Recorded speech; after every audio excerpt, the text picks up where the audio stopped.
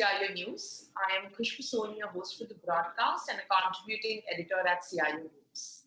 This is a recorded session and will be available on our CIO News website, that is cionews.co.in, and our CIO News LinkedIn. This is an exclusive fireside chat powered by Avaya on transformation through customer experience. Businesses are built by the experiences they provide, and every day, millions of those experiences are delivered by Avaya. Avaya is shaping what's next for the future of work with innovation and partnership that deliver game-changing business benefits. I'm excited to introduce our guest for today. He's Mr. Abhishek Mathur, the General Manager ICT at Wartsila. Abhishek has rich as an ICT leader with demonstrated history of working in various industries like energy, engineering, telecom, banking, finance. He's been working in various domains and has rich expertise in ITIL, IT development, IT service management, vendor management, governance, and interpersonal skills, cloud computing, TCO, strategic planning, leadership, and many more. Abhishek has worked with several organizations which are good brands such as Wartsila, Reliance, First Data Corporation. Abhishek, it's an absolute pleasure to have you today. Thank you very much, Khushbu, for having me here and a very good introduction. Thank you very much for that. Absolute pleasure. I also have Nilesh Marathe. He's a moderator for the session and also digital engagement solutions leader at Avaya India. Nilesh has rich experience of 17 years in the contact center and unified communication space. He's worked with organizations such as Norton, Microsoft, Avaya. Nilesh has deep understanding of the Avaya engagement solutions and has a good know-how on the customer journey mapping and devising their digital transformation strategy. Nilesh, welcome again. Thank you, Khushbu. Thank you for those kind words. Over to you, Nilesh, to try this. All right, okay. So, Abhishek, thank you so much for taking time out and coming on this particular forum. So, just to get going, let me, ask you a first question to this Kickstarter discussion is, there is a lot of focus from every organization perspective on the customer experience, right? So, and especially after in last about 20-24 months, we have seen this focus is accelerated because of the pandemic lockdown. The entire business dynamics have changed. So how are you managing the customer experience in these challenging times, right? So we hear from other customers on increased leverage of the digital channels. The focus is kind of because there is a contactless transactions that are happening everywhere, whether it in meetings or the business discussions or any commercial transactions that are happening, right? So everything is going digital. So how are you managing your customer experience? Is there a digital play that you have, or you have figured out something innovative to address those issues? I think you started with a very good question per se, and that's the talk of the industry right now. It all started with the pandemic hitting the world, but fortunately, being in an industry which is primarily B2B, so we had been leveraging on the collaborative platforms for long. So we have seen it all how it was like 10 years ago, and now it is. So it had been a quite of easy transition for many of us, but um, uh, the industry I primarily represent is a very mixed industry where we have white collar people, blue collar people working, and how do we it was slightly easier for us to continue with the white collar people, but when it comes to blue collar or in between people who are actually a bridge between white and blue, so for them the transition was slightly different, but again we moved on and it worked for us. Excellent. All right. Mhm. So with that, did you see just a follow up questions before I move to the another one? Just on the how was it your experience in managing this the blue collar people, the task force, the workforce on the ground, moving them around because there was specifically in the lockdown there was like restrictions on the movement, and Mhm. I understand your business that you had to mobilize people, or how was it? Because they couldn't work from home, right? I mean, Yeah. uh, the back office, the jobs can work from home, but not on the field. So, what was how did you manage the whole situation in that context? All right. So primarily we had a kind of channels in place. We have lead in between leadership position people who were working regularly in touch with the blue collar staff, Hmm. and they had been working really nicely. And I think that's a common for every industry which are into this domain where you have mixed staffing. It's Yeah. not only us. I believe it could be anybody who has a mixed staffing would be doing this way Yeah. as such. So primarily there had been a lot of channels. There had been a lot of communication channels available of late, Hmm. and uh,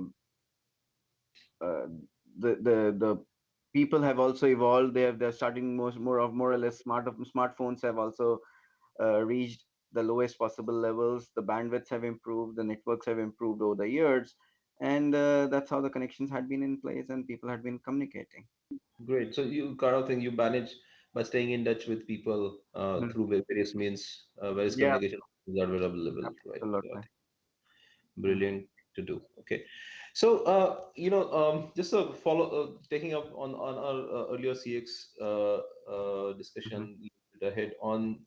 Is there a way that is there a what are your KPIs from a CX perspective? How do you monitor it? How do you measure it? In terms of hey, this was whatever launching the new initiatives and new transformation things. Your CX was here, and then after new projects, the CS went upward, downwards, or how it impacted the CX. Is there a way you measure it, monitor it in your organization? Uh, Primarily, it's like not only us, but it could be for anybody. Uh, gauging that customer experience is a very different for every industry, right? For one industry, one parameter could be good enough, Mm-hmm. but that parameter may or may not contribute to gauging the customer understanding. Mm-hmm. So, we had been seeing over the years, it has evolved how metrics have fallen into the same. They had been often overlapping categories like uh, customer satisfaction, customer loyalty, or uh, brand advocacy, or reputation, or if you name anything like that. Right. Um, but when it comes to organization, it has to be defined by the organization what does that CX or customer experience means to them. And Correct. for many it will be like could be NPS, which is an age old way of looking at it, or CSAT, even more older, could be Mm. one of the experience. But entire idea in our context had been to not only factor in NPS or in CSATs, but also factor in the many smaller things like customer effort score. Mm. Where, like with this pandemic, there had been many situations where customers are doing what the service provider should have been doing, right? There had been a lot of collaboration. So to gauge whether the effort which was put in by the customer to ensure that the business, his or our business continues, and you recognize that uh, like how easy it was, how the transition was, that with the sites closing down, the movement not happening, and people were doing what they had been told to do on the phones or on other communication channels, right? So that also kind of factor in when it comes to customer experience. But as I said, it matters. Customer experience matters different for different organizations. Absolutely. Mm, Absolutely. That there is no doubt about that. mm, So, just taking up further, the way customer interacts with you, your organization, and uh, do you, in your organization, track the customer touch points, various customer touch point, the customer journey, mhm. how they interact with the organizations, and then try to get some insights through analytics or other means So is there a way that you, even if it is a, in case of it's easy in case of B2C, but even in case of B2B, how the customers are engaging, and basically the idea is of a customer journey is to understand, how you make it easy for your customers to deal with you, do business with you, right? Hmm. So, do you have those processes or means, the way you measure this customer interactions, customer journey, customer touch points with your organizations? Well, as I said, this is an evolving thing. Customer journey is not a new thing. It's a age-old thing since there had been customer-supplier relationship had been in different formats, right? There had been people walking in, talking to people, now using collaboration tools, then analyzing what the customer is using, what's the behavior, all the possible touch points as such. And these communication channels has infiltrated the entire customer experience journey, you know, be it buying or be it whatever. Uh, but we also need to factor in that customers are more educated. They can get the more details about the product. They can get more details about the organization they had been dealing with, uh, through so much information available on board. uh, you know so Yeah. what I'm trying to say here is the consumer or the buyer, or even the customer, or even in the influencer is well educated and they know about it. But that also brings in the opportunity, because if somebody is trying to is trying to find you more details about yourself on a social media page or social media environments, there are AIs to pull in the third party data that can make you identify as much as possible, as much as required, about who is trying to see you. One example, if I can give in a kind of analogy, if somebody tries to go to your LinkedIn, you know who is trying to get in, right? So that happens with the customer also. And Yeah. talking about digital customer journey mapping, uh, there's no alternative to use the platform in Mm. place. Use data information as much as as it there. Tools in silos will not help, and data and information you're gathering without the complete touch points and technologies uncovered will of no use.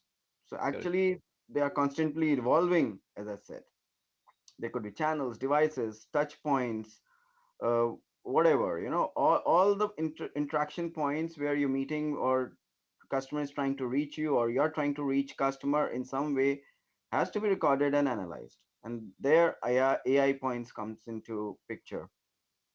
Be it AI, ML, data collect, be it from data collection perspective to data analytics perspective. Everything is really important. Yeah, and yeah, I couldn't agree more. Just talking about all these technologies of this AI analytics, let me just link it to the next one, which is, are you are you investing in these technologies on your own, that buying the product outright, deploying, managing, running everything on your own, or you're looking at the cloud? um, do you think it is easier to consume this technologies from the cloud? How do you see the role of cloud, and the technology in it itself, helping you in your business, especially the new technology? Every few years there is a new trend, new technology that is up for the grab, right? So, what are your thoughts on that? Yeah, years is a pretty long time of late. Yeah, Things are so agile and changing as such that years is a pretty long time. You know, correct. investing in tools or you need to invest in tools for sure. Hmm. With a thought process that the selection of the right tool can be transformative. It can empower for much greater returns.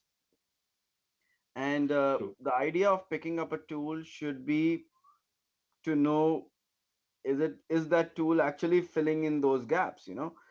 We have various methods where we know where the gap, where the touch points are, um, where the data collection points are. but are you tapping on all those points and using the technology? And technology helps and tools helps in closing the gaps.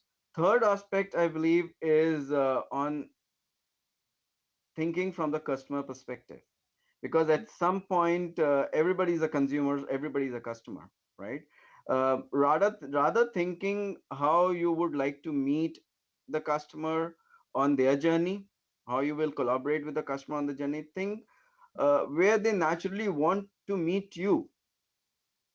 I'm not sure if I'm making sense to you, but the idea for us is, instead of we waiting and we trying to find where we can help and collaborate with the customer, but instead. Be, I call this as, available, be available to the customers wherever the customer wants to do business with you, right? Any channels, any place. Yeah, That but it could be different. That a step next. What you're saying is absolutely right, and there's no second thought about it. But it has to be think in a different way, where you think where they would naturally want to meet. Hmm, correct, You don't want to meet the customer when the customer doesn't want to meet you, right? You just don't want to bombard him or her with an idea. correct. You need to be specific uh, solutions for specific pain points or a problem or an issue, you know Yeah, so that's where the technology and tools and perspectives changes. Be it cloud helps you to be agile. I think there's no second thought about it.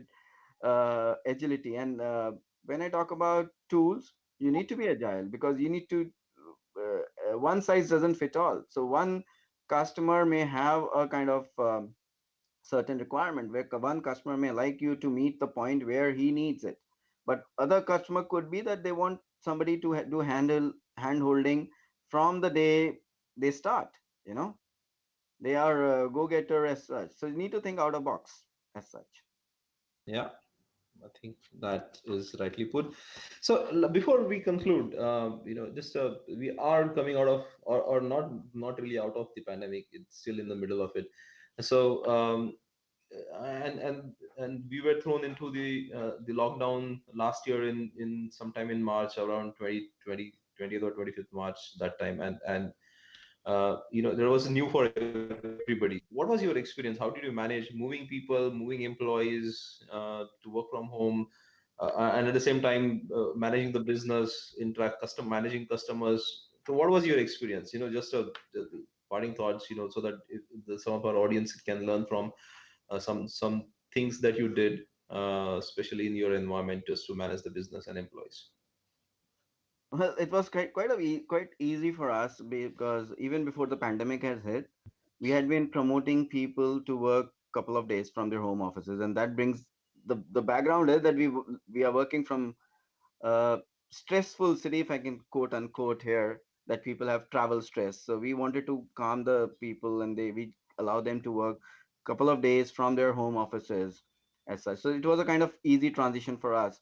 But again, the thought process is that we are not running an adult daycare center. We allow people to work from their home offices, right? We want people to, well, we don't care if somebody reports at office at 9 o'clock, or we somebody getting cooking, and there's a pressure cooker whistling, uh, till the work is doing it's happening, right? We got the people hired, and we because we trusted them that this is to be done. And uh, the bottom line of any customer, end user, or sorry, employee engagement is linked to customer experience, because the thought Mhm. process is happy employees lead to happy customers. So Correct. primarily we care about the results. We don't care about what the person is doing, how they are doing, but it's all about results, with all the possible ethics, abiding with the code of conduct what we have. um, you know that's how it is. Because we are not very keen to know if how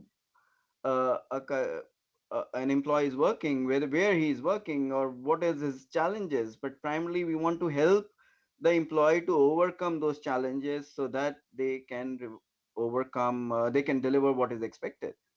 So what we have done is, as a primarily if I talk about us, me myself, it's like uh, rework on the KPIs, make them more delivery focused, quantifiable. Except that this is new normal, that there could be background noise, there could be kids jumping around, there could be uh, we need to factor in that we are living in we are working from urban cities, right, where homes are not that big like other places, so there will be disturbances. Our homes in India, most of our homes in India are not designed to be offices. There could be external disturbances happening all the time. For example, I'm talking to you right now, and there could be a courier guy, uh, pressing my call bell. So probably I need to drop. Uh, and we also need to factor in that the work from home office concept is different from a culture to culture, a region to region, area to area. Um, and apart from that, technology has also helped it. You cannot discount technology. We have seen how VDIs came handy, how VPNs came handy, how multi-factor authentications have come handy, where uh, uh, all of us, not us only, but all entire industry has hired people during the COVID period, during the lockdown period. We had new employees joining in during the lockdown period, where we asked them to use their own computer, and we had issued them uh, VDIs, and we have used them, allowed them to use messaging solutions, and they started working on us on our platforms gradually. So there had been a lot of learning with this pandemic. There had been a lot of accommodation and collaboration happening. Sure. Thank you, Abhishek. Thank you for sharing your insights. Thank That you was very our much. last question. So, Khushbu, with that, we'll conclude this interaction and hand it over back to Khushbu.